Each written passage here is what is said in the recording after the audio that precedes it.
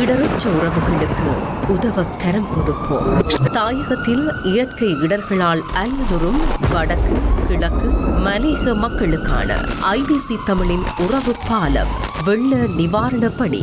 தொடர்புகளுக்கு 0044 7832 76 95 22 மற்றும் 0094 77 137 7306.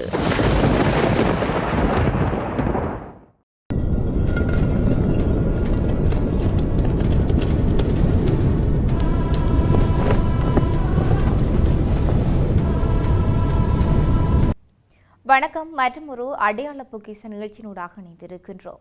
பெலிலினா என்பது இலங்கையில் 3 பெரிய குகைகளில் ஒன்றாகும்.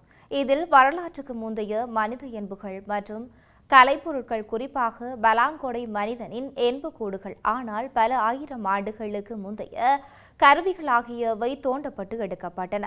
இந்த பெலிலினா தெற்காசியாவில் தற்கால கலைப்பொருட்களில் மிகவும் முக்கியமான கண்டுபிடிப்புகள் அடங்கிய இடமாக கருதப்படுகின்றது. தொல்பொருள் அகழ்வாராய்ச்சியின் பிற நிகழ்வுகளை போலல்லாமல் அவை வெப்பகுளிரும் அளவீடுகளால் ஓரளவு சரிபார்க்கப்பட்டு பெலிலினா கண்டுபிடிப்புகள் 30,000 முதல் 9,000 ஆண்டுகள் பழமையானவை என்று தீர்மானிக்கப்பட்டுள்ளது. இதன்படி தொன்மை காலம் நிறைந்த இடத்தினை பற்றிதான் இன்றைய பார்வையில் நாம் பார்க்க போகின்றோம். பெலிலினா என்பது இலங்கையில் 3 பெரிய குகைகளில் ஒன்றாகும். இதில் இலங்கைக்கு முந்தைய மனித எலும்புகள் மற்றும் கலைப்பொருட்கள், குறிப்பாக பலாங்கொடை மனிதனின் எலும்புக்கூடுகள், ஆனால் பல ஆயிரம் ஆண்டுகளுக்கு முந்தைய கருவிகள் ஆகியவை தோண்டப்பட்டன. பெலிலினா தெற்காசியாவின் கற்கால கலைப்பொருட்களின் மிகவும் முக்கியமான கண்டுபிடிப்புகளில் ஒரு இடமாக கருதப்படுகிறது.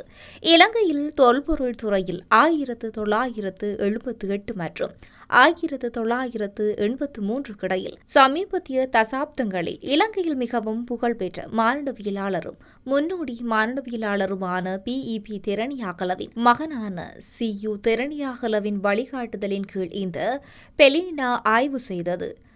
வளமான அகழ்வாராய்ச்சி கண்டுபிடிப்புகள் மிகுந்து கவனத்துடன் தேதியிடப்பட்டன. வெப்ப ஒளிரும் அளவீடுகளால் ஓரளவு சரிபார்க்கப்பட்டன. தெரணியாகலவின் கண்டுபிடிக்கப்பட்ட 30,000 ஆண்டுகள் பழமையான பொருட்களில் வடிவியல் மைக்ரோலிடிக் கல்கருவி அடங்குகின்றது. இவை 4 சென்டிமீட்டர் நீளமும் கொண்ட கத்திகள் மற்றும் துளையிடும் துண்டுகளாகும்.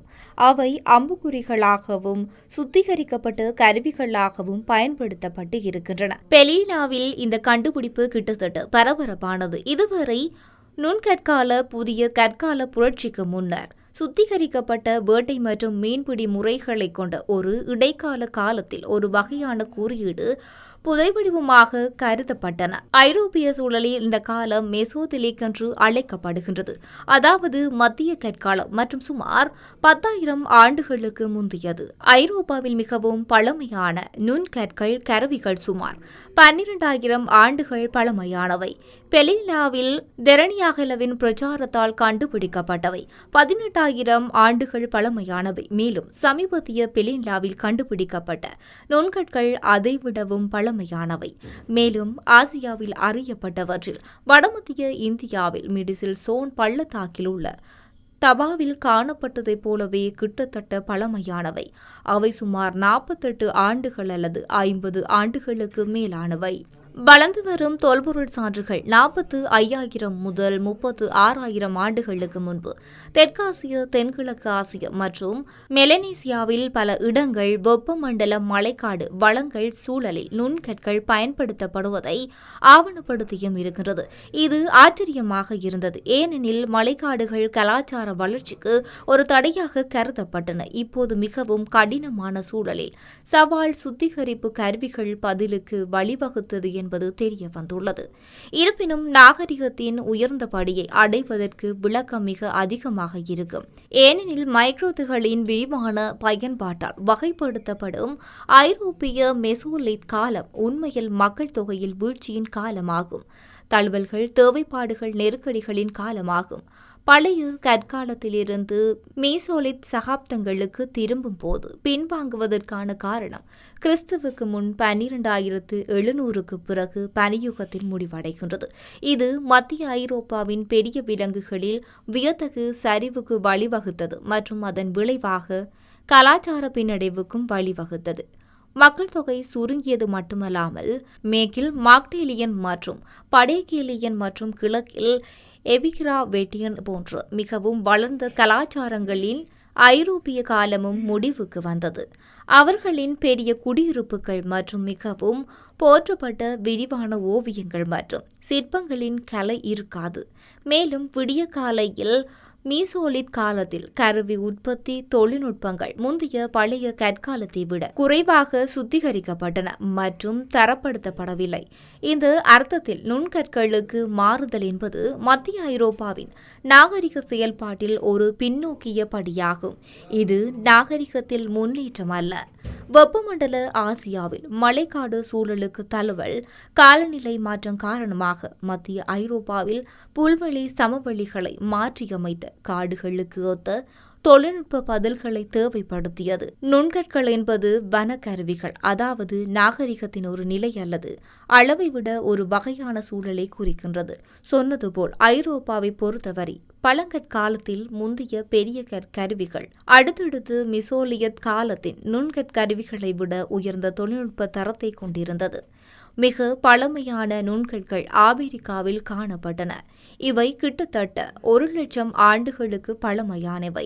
இருப்பினும் பெலில்லாவில் காணப்படும் கண்டுபிடிப்புகள் சாதனை படைத்தவை, ஏனெனில் அவை உலகில் பழமையான வடிவில் நுண்கற்கள் என்று அழைக்கப்படும் மேலும் சுத்திகரிக்கப்பட்ட மாதிரிகளில் ஒன்றாக கருதப்படுகின்றது. முக்கோணங்கள் மற்றும் ரெப்சாய்டுகள் போன்ற இந்த குறிப்பிட்ட வகையான நுண்கற்களில் பல்வேறு பொதுவான வடிவங்கள் பெலில்லா குகையில் காணப்பட்டன.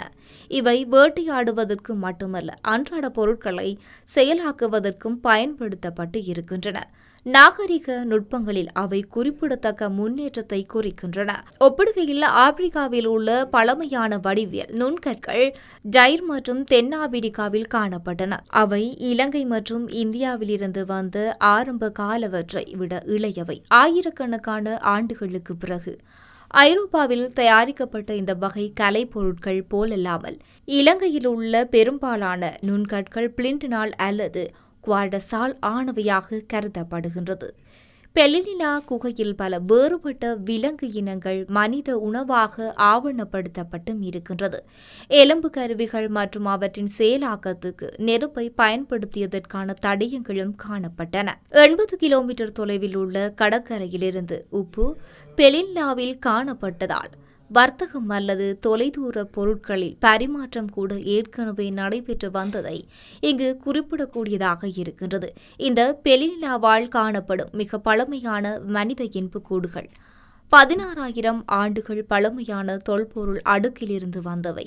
அவை பலாங்கோடை மனிதன் என்று அழைக்கப்படுவதற்கான காரணம் அவர் ஒரு வரலாற்றுக்கு முந்தைய மனிதன் அல்ல, மாறாக ஒரு நவீன ஹோமோசோபியன். பலாங்குடி மனிதன் சில நேரங்களில் ஒரு பிராந்திய கிளையினமாக கருதப்படுகின்றார், ஆனால் இது சர்ச்சைக்குரியது. எப்படி இருந்தாலும் கிறிஸ்துவுக்கு முதல் மில்லினியத்தில் தென்னிந்தியாவிலிருந்து புதிய குடியேறிகள் மற்றும் இறுதியாக வட இந்தியாவிலிருந்து வந்த சிங்களவர்கள் குடியேறுவதற்கு முன்பு இந்த பலாங்கொடை கலாச்சாரம் இலங்கையில் பூர்வீக நாகரிகமாக இருந்தது. சில சமயங்களில் இன்றைய வேதங்கள் அந்த வரலாற்றுக்கு முந்தைய பலாங்கொடை மக்களின் சந்ததியினராக கருதப்படுகின்றனர். பலாங்கொடை மக்களின் மிக பழமையான எலும்பு கண்டுபிடிப்புகள் 37,000 ஆண்டுகள் பழமையானவை மற்றும் ஃபாக்சியன்லீனா குகையில் இருந்து வந்தவை. பெலில்லாவிலிருந்து தென்மேற்கில் 60 கிலோமீட்டர் தொலைவில் உள்ள குருவிட்டாவில் உள்ள பட்டோம்பா குகையில் 31,000 ஆண்டுகள் பழமையான எலும்புக்கூடு எலும்புகள் கண்டுபிடிக்கப்பட்டும் இருக்கின்றன. இந்த பெலில்லாவில் உள்ள 16,000 ஆண்டுகள் பழமையான அகழ்வாராய்ச்சி அடுக்கு மற்றொரு காரணத்துக்காக குறிப்பிடத்தக்கது. குவாரி கல்சுவர்களில் அத்திவாரங்கள் கண்டுபிடிக்கப்பட்டன. இது பெலில்லா குகைகளின் விரிவாக்கத்தை முழு தெற்காசிய பிராந்தியத்திலும் அறியப்பட்ட மிக பழமையான கட்டடங்களாக ஆக்கப்படுகின்றது. தற்செயலாக இந்த கண்டுபிடிப்புகள் அனைத்தும் இந்திய தீபகற்பத்துடன் ஒரு நில தொடர்பு இருந்த ஒரு காலத்திலிருந்து வந்தவை. கடல் மட்டம் சற்று குறைவாக இருந்தபோது, குறிப்பாக பனியுகங்களின் போது அது மீண்டும் மீண்டும் இருந்தது.